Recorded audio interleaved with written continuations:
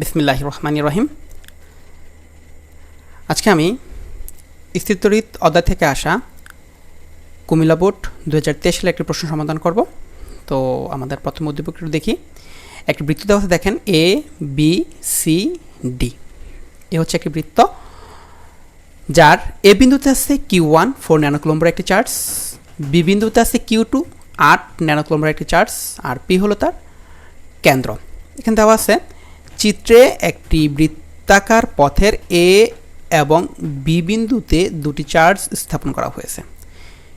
P বৃত্তের কেন্দ্র আর বৃত্তের ব্যাসার্ধ হচ্ছে 15 সেন্টিমিটার। তাহলে দেখেন বৃত্তের ব্যাসার্ধ এপি হলো বৃত্তের ব্যাসার্ধ, এই ব্যাসার্ধ আছে কত 15 সেন্টিমিটার। তাহলে আমি কি বলতে পারি বিপিও বৃত্তের ব্যাসার্ধ, ডিপিও বৃত্তের ব্যাসার্ধ, সিপিও এই সিপি এই যে সি এই পিও বৃত্তের ব্যাসার্ধ। তো এখন দেখেন বলা হয়েছে উদ্দীপকের পি বিন্দুতে তড়িৎ প্রাবল্যের মান বের করো। তো আমরা যদি পি বিন্দুতে তড়িৎ প্রাবল্যের মান বের করতে চাই, একটু খেয়াল করে দেখেন যে এখান থেকে আমাদের একটু খেয়াল করে দেখেন এই বিপি আর এপি যেহেতু একই বৃত্তের ব্যাসার্ধ, তাহলে কি হবে এখান থেকে যে আমাদের ব্যাসার্ধ দুটো সমান হবে। আর ব্যাসার্ধের মান দেওয়া আছে কত, আমাদের এখানে ব্যাসার্ধের মান দেওয়া আছে হলো 15 সেন্টিমিটার। দেখেন তাহলে বলছে পি বিন্দুতে তড়িৎ প্রাবল্যের মান নির্ণয় করতে বলছে। তাহলে একটু খেয়াল করে দেখেন বলে দিচ্ছে যেহেতু পি বৃত্তের কেন্দ্র আর বৃত্তের ব্যাসার্ধ 15 সেন্টিমিটার, তাহলে আমি বলতে পারি যে এখানে এপি বৃত্তের ব্যাসার্ধ বিপিও বৃত্তের ব্যাসার্ধ। তাহলে যেহেতু পি বিন্দুতে তড়িৎ প্রাবল্যর মান বের করতে বলছে, তার মানে এ বিন্দুর চার্জও পি বিন্দুতে ক্রিয়া করবে, বি বিন্দুর চার্জও কি এ বিন্দুতে ক্রিয়া করবে, এই পি বিন্দুতে ক্রিয়া করবে। তাহলে আমরা এখান থেকে এ বিন্দুর চার্জের জন্য একটা পাবো, বি বিন্দুর চার্জের জন্য একটা, টোটাল দুইটা আমরা তড়িৎ প্রাবল্য পাবো। আর এখান থেকে দুইটা তড়িৎ প্রাবল্য থেকে কি আমাদের একটা তড়িৎ প্রাবল্য অর্থাৎ লব্ধি প্রাবল্য নিয়ে কাজ করতে হবে। তো আমরা সমাধান করি, কী দেওয়া আছে লিখে দেখেন, একটু খেয়াল করে দেখেন সবাই। এখানে আমরা দেখলাম AP BP 15 centimeter meter NAC 100 দ্বারা ডিভাইড করে মিটার এনএসি। এ বিন্দুতে চার্জ দেওয়া আছে এই যে Q1 এত ন্যানোকুলম্ব নিসি কুলম্বতে, বি বিন্দুতে চার্জ দেওয়া আছে এত। আর r of AP r of BP, r of AP r of BP কত 0.15 মিটার। তাহলে এখন পি বিন্দুতে প্রাবল্য বের করে আমরা দেখেন, তাহলে আমরা এই আর অফ এপির জন্য কি একটা পি বিন্দুতে প্রাবল্য পাবো, আর অফ বিপির জন্য পি বিন্দুতে একটা প্রাবল্য পাবো। আর আমরা প্রাবল্য যখন বের করব তখন কি করব, আমরা যে বিন্দুতে প্রাবল্য বের করব সেই বিন্দুতে মনে মনে একটা 1 কুলম্বের চার্জ কল্পনা করে নেব। তাহলে আমরা লিখি দেখেন এ বিন্দুর চার্জের জন্য, তো দেখেন এই যে এ বিন্দুর চার্জের জন্য এখন কী পাবো আমরা, এ বিন্দুর চার্জের জন্য তড়িৎ প্রাবল্য U1 ধরে নিলাম U1 ইকুয়াল টু, যেহেতু এটা কোনো মাধ্যম বলে দেয়নি তাহলে আমরা ধরে নেব এটা শূন্য মাধ্যমে কাজ করতেছে। তাহলে কি সূত্র কি ছিল 1/4πε0 into Q1 divided by r square, r of AP, যেহেতু আমরা এ বিন্দু চার জন্য বলছি আর অফ এ পি এই স্কোয়ার। দেখেন আমরা এখন দেখেন এটা হলো কি এ বিন্দুর চারের জন্য তড়িৎ প্রাবল্য বের করলাম। এখন এখান থেকে শুধু আমরা ভ্যালুগুলো বসায় দিই, ভ্যালুগুলো বসাইলে আমরা কী পাই দেখেন, সব একটু খেয়াল করে দেখেন 1/4πε0 ভ্যালু কত 9 × 10⁹, আর Q1 এর ভ্যালু আর আর অফ এপি এর ভ্যালু বসায় দিচ্ছি। এখন এখান থেকে যদি আমরা হিসাব করি তাহলে এটা মান আসতেছে কত, একটু খেয়াল করে দেখেন, ক্যালকুলেটর চাপলা আসতেছে আমাদের 1600 নিউটন কুলম্ব পার ওয়ান, 1600 নিউটন কুলম্ব পার ওয়ান। একটু খেয়াল করে দেখেন যেহেতু আমাদের তড়িৎ প্রাবল্য হলো কি আমাদের ভেক্টর রাশি, তাই এর মান আছে দিকটা উল্লেখ করে দিয়ে দেখেন এটা যেহেতু পজিটিভ চার্জ সেটা ক্রিয়া করবে কোন দিক বরাবর, এ পি সি বরাবর, দিক হলো কি এপিসি বরাবর, দিক এ পি সি বরাবর। আশা করি সবাই বুঝছেন। এখন দেখেন আমরা এ বিন্দুর চার্জের জন্য বের করলাম মাত্র, আবার বি বিন্দুতেও চার্জ আছে, তো বি বিন্দুর চার্জের জন্য আমাদের বের করতে হবে না, আবার লিখতে পারি আমরা বি বিন্দুর চার্জের জন্য,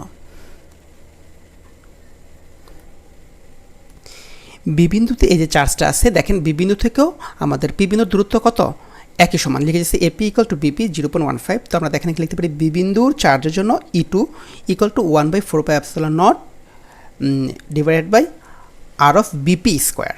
তো এখন আমরা এখানে ভ্যালুগুলো বসায় দিই, ভ্যালু কত আসবে এখানে 9 × 10⁹ একটু খেয়াল করে দেখেন আমরা এই Q2 এর ভ্যালু বসায় দিচ্ছি আর সবগুলো ভ্যালু আরও ভ্যালু বসায় দিচ্ছি আর এই 1/4 পাই এপসাইলন নটের ভ্যালু 9 × 10⁻৯। তাহলে এখানে আসতেছে হিসাব করলে আমাদের কত, যেহেতু এর দ্বিগুণ তাহলে বলতে পারি কত 3200 নিউটন কুলম্ব পার ওয়ান, নিউটন কুলম্ব পার ওয়ান। তো দিকটা হবে কি এখন বিপিডি বরাবর, দিক বিপিডি বরাবর। একটু খেয়াল করে দেখেন এখন দেখেন U1, যেহেতু এটা আমাদের দেখেন U1 পাইছি আমরা কত, এখান থেকে U1 পাইছি হলো এটা, তো এখন এটা ছিল কি এপিসি, তাহলে আমি বলতে পারি এটা হলো আমাদের U1, এটা হলো U1 আর E2 করছে কোন দিক বরাবর, বিপিডি বরাবর, তাহলে আমি কি বলতে পারি এটা হলো কি আমাদের E2। একটু খেয়াল করে দুইটা আমরা প্রাবল্য পাইছি, দেখেন দিকটা দিয়ে দিচ্ছি আমি, এখন আমাদের দুইটা নিলে তো হবে না, এখন একটু খেয়াল করে দেখেন U1 আর E2 এর মধ্যবর্তী কোণ কত, এখানে দেখেন 90 ডিগ্রি, খুব সুন্দর করে দেওয়া আছে 90 ডিগ্রি। তাহলে এখান থেকে আমরা লব্ধি প্রাবল্য বের করি, তাহলে বের করতে পারি দেখেন পি বিন্দুতে লব্ধি প্রাবল্য, সুতরাং পি বিন্দুতে লব্ধি প্রাবল্য দেখেন যেহেতু এরা 90 ডিগ্রি কোণে ক্রিয়া করতেছে দুইটা ভেক্টর U1 আর E2, তাহলে আমরা বলতে পারি যেহেতু 90 ডিগ্রি কোণে ক্রিয়া করছে তাহলে এখানে আমাদের আর পুরোটা ফর্মুলা লেখার কোনো প্রয়োজন নাই। তাহলে কি আমাদের যদি 90 ডিগ্রি কোণে ক্রিয়া করে তাহলে কী হবে, সরাসরি এটা হবে, কারণ কি cos 90 ডিগ্রি ভ্যালু কত হয়ে যায়, 0 হয়ে যায়। যেহেতু 90 ডিগ্রি ক্রিয়া কোণে ক্রিয়া করতেছে তাহলে লিখতে পারি কি U1 square plus E2 square, E2 square. একটু খেয়াল করে দেখেন U1 এর ভ্যালু পাইছি আমরা 1600 আর E2 এর ভ্যালু পাইছি 3200। এখন টোটাল যদি আমরা ভ্যালুটা বসাই তাহলে মান আসতেছে কত আমাদের এখান থেকে, হিসাব করার পর মান আসতেছে আমাদের 3577.71 নিউটন কুলম্ব পার ওয়ান। এটাই ছিল আমাদের কি গ নম্বর প্রশ্নের উত্তর।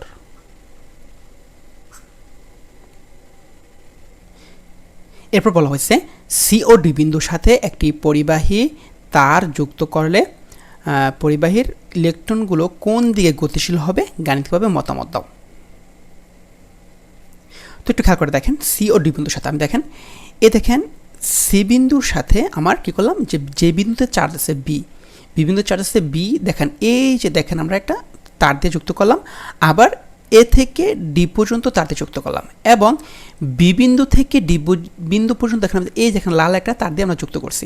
এখন যে আমাদের কোন দিকে বলছে যে দুটি চার্জ স্থাপন করা হয়েছে, এখন বলা হয়েছে COD বিন্দুর সাথে পরিবাহী তার যুক্ত হলে পরিবাহের মুক্ত ইলেকট্রনগুলো কোন দিকে গতিশীল হবে। আমরা জানি মুক্ত ইলেকট্রন গতিশীল হওয়ার শর্ত হলো বিভব পার্থক্য যেদিক বেশি হবে আর বিভব পার্থক্য যেদিক কম হবে, কম ও বেশি, তো আমাদের ইলেকট্রন প্রবাহ হয় কি কম বিভব পার্থক্যের দিক থেকে বেশি বিভব পার্থক্যের দিকে। তো আমরা এখন দেখেন এই সি বিন্দুতে দুইটা বিভব পার্থক্য পাবো, একটা হলো বি বিন্দুর চার্জের জন্য, একটা কি আমাদের এ বিন্দুর চার্জের জন্য। আবার ডি বিন্দুতে কটা পাবো, বি বিন্দুর চার্জের জন্য একটা পাবো, ডি বিন্দুতে এ বিন্দুর চার্জের জন্য কি আমরা আরেকটা বিভব পার্থক্য পাবো। তো দেখি আমরা তাহলে কোনটা বেশি পাওয়া যায়, ঠিক আছে।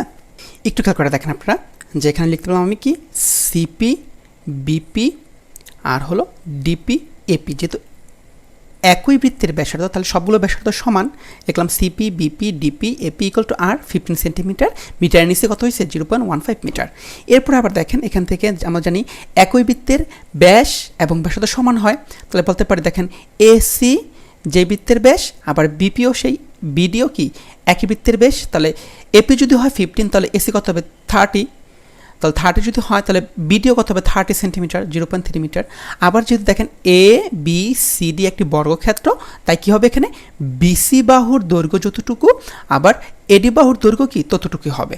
এখন আমরা দেখেন বি পি সি সমকোণী ত্রিভুজ হতে পাই, দেখেন এখান থেকে বিপি হলো ভূমি, পিসি হলো বা সিপি হলো লম্ব আর বিসি হলো কি অতিভুজ। তাহলে পিথাগোরাস অ্যাপ্লাই করে পাই আমরা কি ত্রিভুজ বিপিসি হতে, ত্রিভুজ বি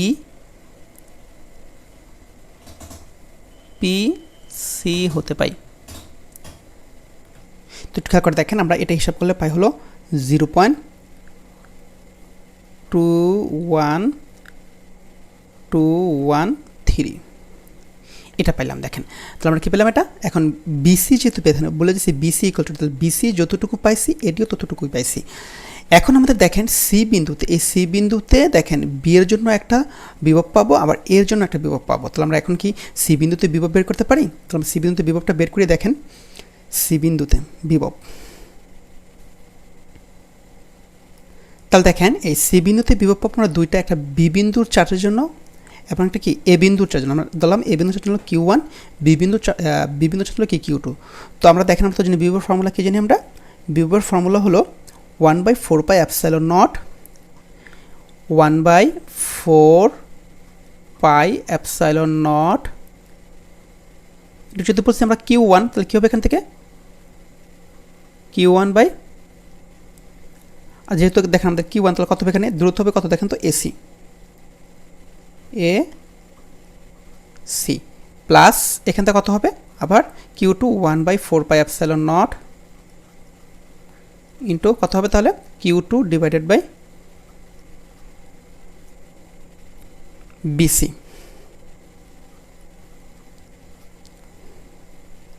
একটু খেয়াল করে দেখেন, এই আমরা পেলাম Q1 r of AC, Q2 r of BC। এখন দেখেন এখানে 1/4 পাই এপসাইলন নট আছে, এখানে 1/4 পাই এপসাইলন নট আছে, তার মানে উভয় পক্ষে একটা কমন নেই। কত হবে তাহলে? 1/4 পাই এপসাইলন নট ইন্টু কত হবে তাহলে এখান থেকে? Q1 by r of AC plus Q2 by r of BC।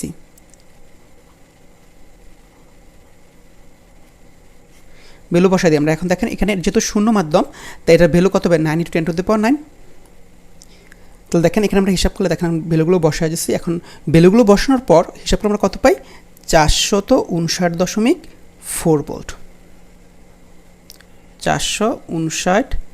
459.4 volt. এটা পেলাম দেখেন আমাদের কি বিষয়ের জন্য? বি অফ সি, মানে সি বিন্দুতে বিভব। তদ্রূপ আবার যদি বলি আমাদের ডি বিন্দুতে, কি বিন্দুতে?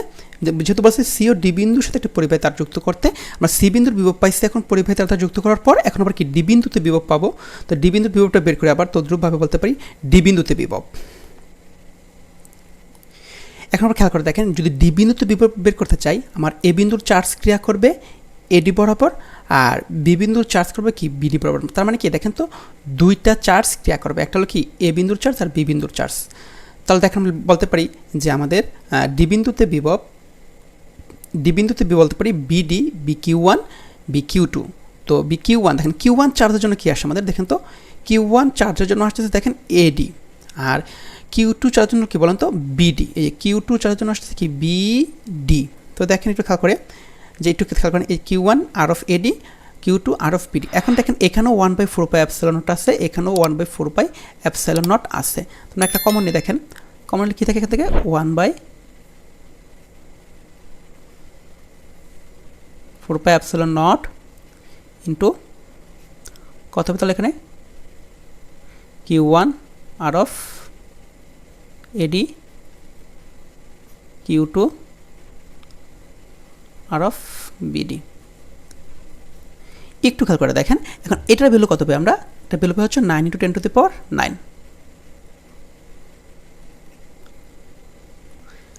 তো একটু খেয়াল করে দেখেন আমাদের আর অফ এডি কত পাইছি আমরা এখান থেকে? একটু খেয়াল করে দেখেন আর অফ এডি, এই যে দেখেন এডি আর বিসি সমান। বিসি যেহেতু আমার এডিও কি ততটুকু হবে 21213, তো আমরা এখানে বসা যাচ্ছি। একটু খেয়াল করে দেখেন এই যে 21213। আর বিডি পাইছি কত? বিডি একটু খেয়াল করে দেখেন, এই যে বিডি 30 সেন্টিমিটার বা 0.3 মিটার। তো এই বসায় যাচ্ছে আমাদের, একটু খেয়াল করে দেখেন এই যে বিডিগুলো বসায় যাচ্ছে। আর এখানে চার্জ Q1 কত পাইছি? দেখেন আমরা Q1 পাইছি হলো 4 ন্যানো কুলম্ব। এটাকে যদি কুলম্বতে নিই তাহলে কত হবে? 4 × 10⁻9 দ্বারা গুণ করতে হবে। গুণ করলে কিসে আসবে? আমার কুলম্বতে চলে আসবে। আবার এখানে আছে 8 ন্যানো কুলম্ব, এটাকে যদি আমরা 10⁻9 দ্বারা গুণ করি তাহলে কিসে চলে আসবে? কুলম্বতে চলে আসবে। তাই আমরা ওইটাই করছি। একটু খেয়াল করে দেখেন, এই দেখেন করে ফেলছি। এখন এখান থেকে যদি আমরা হিসাব করি, এখান থেকে টোটালি আসতেছে হলো আমাদের 409.7 ভোল্ট। তো একটু খেয়াল করে দেখেন, আমরা ডি বিন্দুতে পেয়ে গেলাম কত? এত ভোল্ট। আর সি বিন্দুতে পাইছিলাম কত? দেখেন তো একটু, সি বিন্দুতে পাইছি হলো আমাদের কত 459, তাহলে অবশ্যই সি বিন্দুতে আমরা বোল্ট বেশি আর ডি বিন্দুতে বোল্ট কম। দেখেন 459, এখানে হচ্ছে 459 আর এটা হচ্ছে সি বিন্দুতে, আর ডি বিন্দুতে কত আছে দেখেন, তো ডি বিন্দুতে 409। অবশ্যই তাহলে কি দেখেন বিসি গ্রেটার দেন বিডি। আর আমরা তো জানি যে বিভব পার্থক্য এখানে এখন দেখা যাচ্ছে সিতে বেশি, আর আমরা জানি কি যে ইলেকট্রন নিম্ন বিভব থেকে উচ্চ বিভবের দিকে কি গতিশীল হয়, তাহলে যেহেতু ডিতে কম তাই ইলেকট্রন ডি থেকে ই এর দিকে গতিশীল হবে। এটাই ছিল আমাদের অ্যান্সার। যদি কেউ না বোঝেন তাহলে আমাকে কমেন্ট বক্সে কমেন্ট করেন, আমি ইনশাল্লাহ বোঝানোর চেষ্টা করব। আল্লাহ হাফেজ।